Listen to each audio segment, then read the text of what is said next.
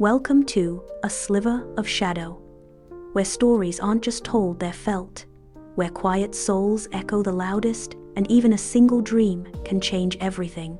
Tonight, we bring you a tale that won't scream for your attention, but it might just stay with you long after the screen fades to black. What would you do if you were told your life ends in 3 days? Would you wait quietly or burn brighter than ever one last time? Because sometimes the most powerful stars are the ones we almost never see. This is Mira's story. Not a legend, not a hero, just a girl who loved stars and made the world look up before it was too late.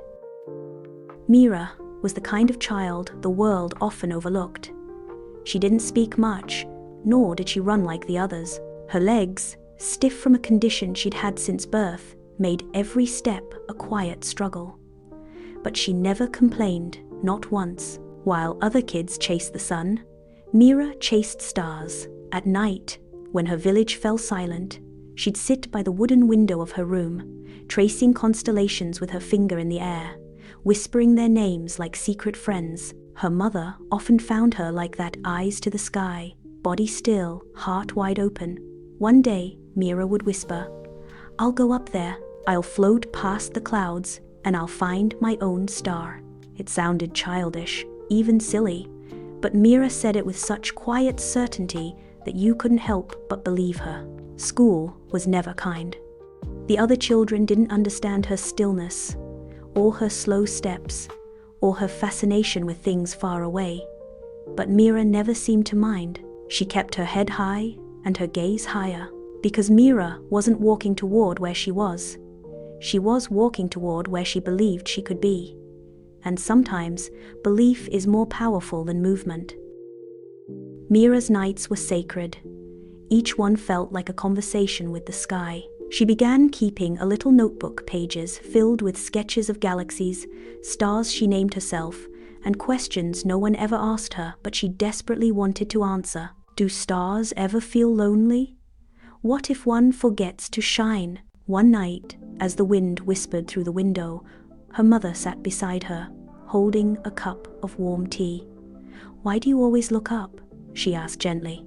Mira paused, her fingers still tracing the sky. "Because when I look down, everything feels heavy. But when I look up, I remember there's something more, something bigger than pain." Her mother didn't reply. She just reached out and held Mira's hand a little tighter. The next morning, Mira woke up to a new reality. A doctor's visit she had barely remembered turned into a sentence. 3 days. 3 days, the doctor said, before her condition would begin shutting everything down. Her mother cried quietly that night. But Mira, she didn't cry. She simply turned back to her notebook and wrote a new promise across the last page. "If I only have 3 nights left, I'll spend them shining." That's when something in her eyes changed. Not sadness, not fear, but a quiet fire. The kind of fire stars are made from. The morning sun spilled across Mira's room, golden and soft. But today, it felt different. Her mother was quieter, hovering near the door, unsure whether to let Mira dream or face reality. But Mira had already made up her mind. She tore the last page from her notebook, the one with her promise, and taped it to the window, where the light could touch it. Then she turned to her mother and said, "I want to go outside." Her mother blinked. "Outside? But you haven't." "I need to see the sky without glass between us." With trembling hands, her mother helped her dress, carefully wrapping Mira's legs, which had grown weak but still carried her spirit. They stepped outside together for the first time in months. The breeze kissed Mira's cheeks. She looked up. The sky wasn't just blue, it was enormous, a vast canvas of possibility. At the park, Mira sat beneath a sycamore tree. Around her, children played, people passed, and no one knew her time was running out. That was the beauty of the moment. She opened her notebook again, this time sketching not stars, but people faces, laughter, life. Because today, she wasn't counting down, she was gathering light.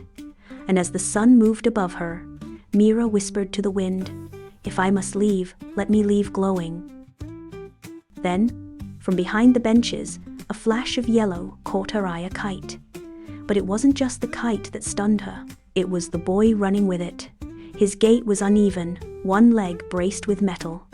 Yet he laughed freely, wildly, as the kite danced above. The boy saw her.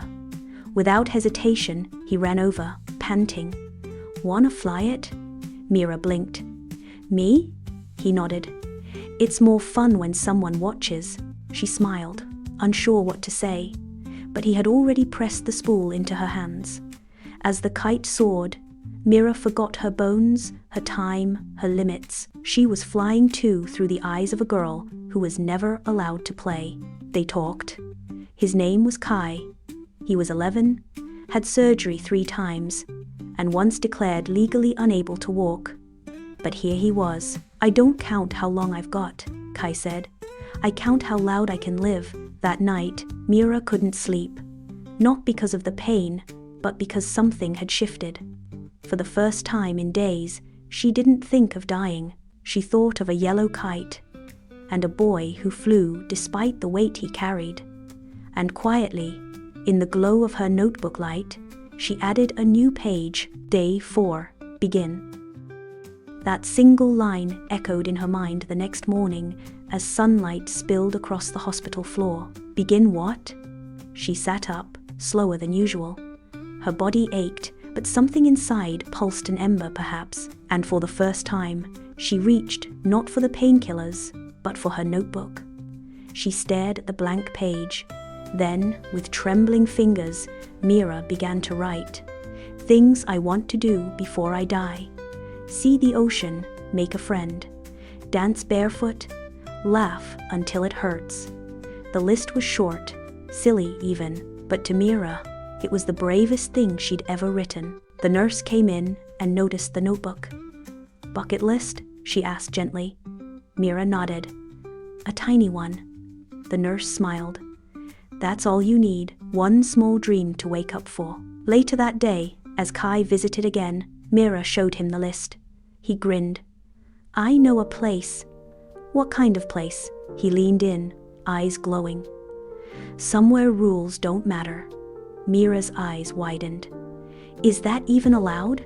Kai only winked. That night, for the first time in years, Mira packed a bag. She didn't know how far she'd get, but she finally had somewhere to go. The car smelled like cheap coffee and wildflowers, odd, but comforting. Mira sat in the back seat, Kai driving, and the nurse, Lily, unexpectedly tagging along. "You said it was just the 2 of us," Mira whispered. Kai smirked. "She bribed me with cookies." Lily winked from the passenger seat. "Someone has to make sure you come back alive." The road stretched endlessly, slicing through sleepy towns and golden fields. Mira stared out the window, hair dancing with the wind. It felt unreal, like she'd stepped into someone else's life. 4 hours in, Mira gasped. There it was. The ocean, endless, alive, loud, waves crashing like a drumbeat from the heart of the earth. She stepped out barefoot, the sand hot beneath her feet. She didn't cry, she didn't scream. She simply laughed for minutes. Maybe hours. Kai watched from a distance. Lily took photos quietly, eyes damp. Then Mira turned to them. "Okay, 1 down." She pulled out the notebook, scratched a line through, "See the ocean," and under it wrote a new one. 5. Break the rules once. Kai chuckled. "That's dangerous."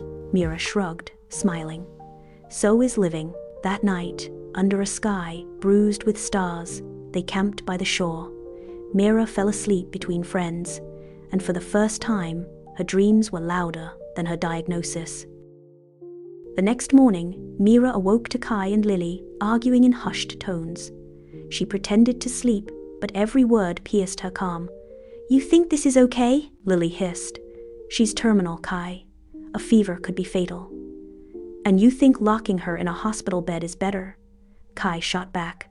"She's living. That's more than she's done in months." Silence. Mira sat up slowly. "Guys, I'm still here." They turned, guilty. She smiled. Let's keep going. By noon, they had crossed into a mountain town, with fog that kissed their cheeks. Mira's list was crumpled in her hand now, her writing a little messier but determined. 6. Dance like nobody's watching. There was music from a cafe. She pulled Kai's arm. Come on. Here, now? But she was already spinning. People stared. An old man clapped, a dog barked in rhythm. Lily filmed everything, her hands shaking. Then a misstep. Mira stumbled. Everything stopped. She smiled weakly, mouthing, "I'm okay." But later, her hands wouldn't stop shaking. That night, she threw up twice. Her legs burned with pain. Lily wanted to take her to the hospital. Kai looked torn. Mira looked at the sky. It was worth it. In her notebook, she crossed off number 6 with trembling fingers. Underneath, she wrote a new one. 7. Fly without wings. 2 days passed. Mira's body weakened. She now walked slower, smiled less. But her eyes sparkled brighter than ever. She stared at the notebook. "Fly without wings," she whispered. "How do I do that?" Kai chuckled. "Metaphorically, right?" But Lily had other plans. The next morning, they woke Mira early, bundled her in warm clothes, and drove for hours. "What's going on?" Mira asked, breathless. Lily simply said, "Trust us." By afternoon, they reached a hilltop. Wide fields stretched out like a sea of green. A single hot air balloon stood waiting. Mira gasped. "You didn't." "We did," Lily smiled through tears. "You're going to fly." The balloon lifted slowly. The basket creaked under their feet. The wind whispered secrets to Mira's cheeks. Below, the world blurred into colors. She laughed. It wasn't adrenaline, it wasn't thrill, it was peace. Kai held her hand.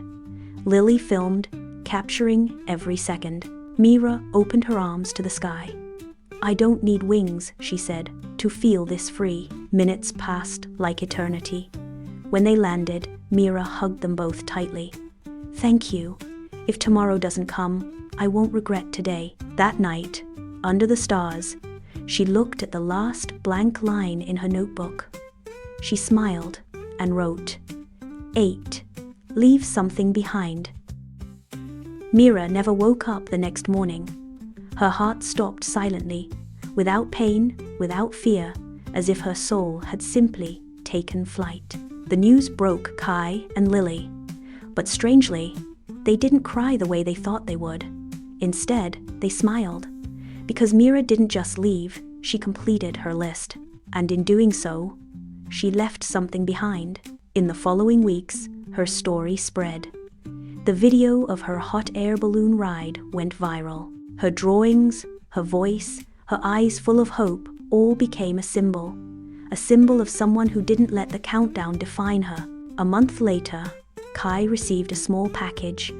Inside was a single photograph, the 3 of them in the balloon, laughing. And on the back, Mira had written, "You helped me fly. Now it's your turn. Help others do the same." Kai and Lily turned her story into a book, a foundation, and a movement one that helps terminally ill kids chase their dreams before the end. Mira's name lived on, not because she was dying, but because she lived. And in the hearts of those she touched, she still does. And maybe that's the kind of story we all need. A reminder that even in the face of the end, we still have a choice to live, to dream, to leave behind light. If Mira's journey moved you, help her message reach more hearts. Like this video, share it, and subscribe to A Sliver of Shadow, where shadows whisper the brightest truths.